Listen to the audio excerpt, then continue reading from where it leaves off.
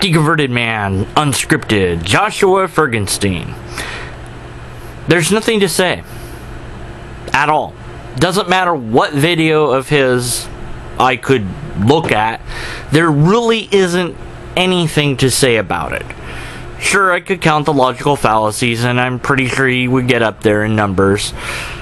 But there is really no argument ever being made. The only people that he is ever going to convince are those who are already convinced, and nobody else.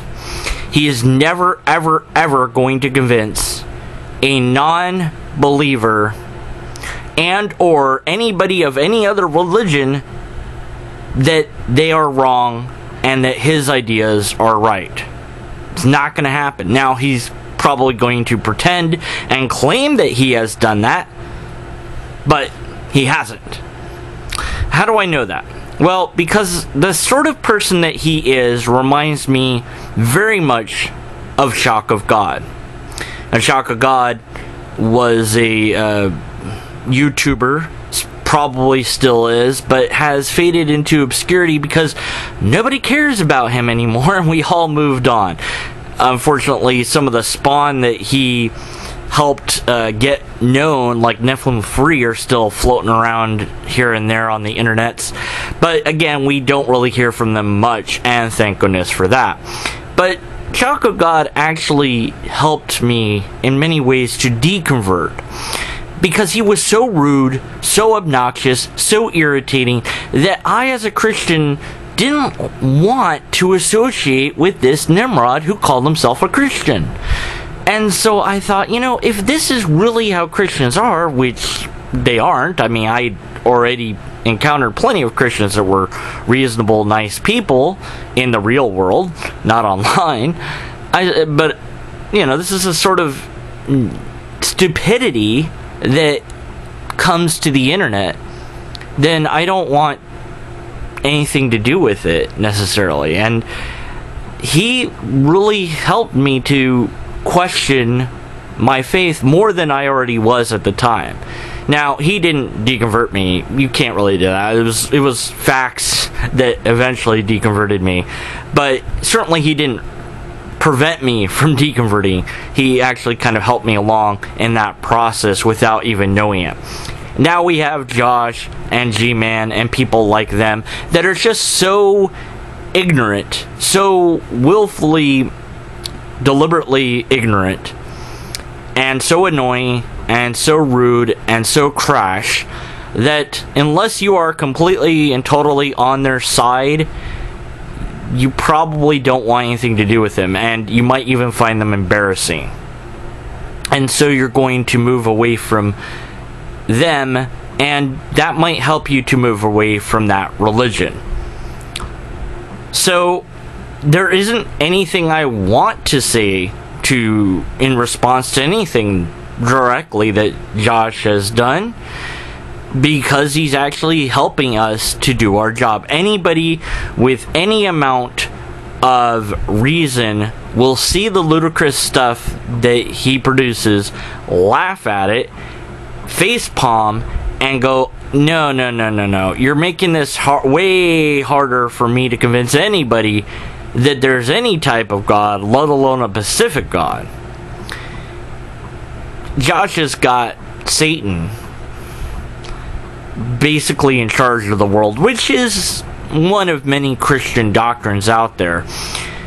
The problem with that is that God still ultimately is responsible for that, because God made Satan, which of course Satan isn't actually in the Bible. It's a later invention of the church, but nonetheless, if you want to believe that it's true, there's nothing stopping you, unfortunately. So if Satan has all this power, then what use is it praying to God? The only thing that God could possibly do is save your immortal thing after you die, maybe. But only if you get it right, just the right way. And who knows how that way is, because even the Christians can't agree on how you are saved. So you might be a Christian and in the end not have done it just the right way, and it won't count. So people like Josh, G-Man, Shaka God, and whoever else you want to throw out there that's just producing nonsense, there's nothing to say. They're helping the skeptics that aren't skeptics to become skeptics, because they're showing the world that the ideas are so bad that the only way to convey them is by shouting and being obnoxious, being rude, and just plain being ignorant of anything outside of your bubble. And so the intellectual person who actually cares about God will just facepalm, shake their head, and say, I don't want anything to do with these people anymore. What can I do? They won't find any solace in the Christian community. The only community that they will find acceptance and encouragement from, and intellectual growth is actually encouraged, is the skeptical secular community. And they will find that that is a far, far more open, more loving, more compassionate, more understanding group of people than they've been around their entire lives. That's what I found when I deconverted. Skeptics, atheists, agnostics, those who don't believe in any particular deity, those who don't believe in magics with a Z or an S, those who don't believe in an afterlife or spirituality as such, these people, by and large, have been more honest, more upfront, more compassionate, caring, understanding, forgiving, more loving, more generous than any Christian that I can really think back on. Even the most well-intentioned, greatest Christian people that I can think of that I met in my life, who impressed the bleep out of me with their wisdom, they barely make it, just barely, to the level of understanding that the secular skeptical community has. Now, that's not to say everyone is an angel.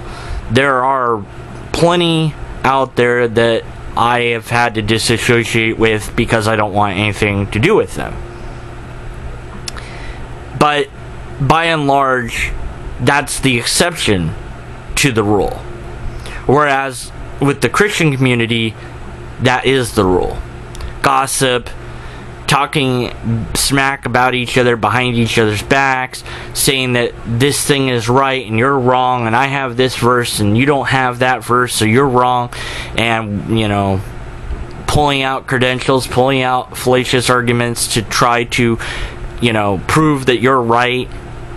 It is exhausting to be part of that community.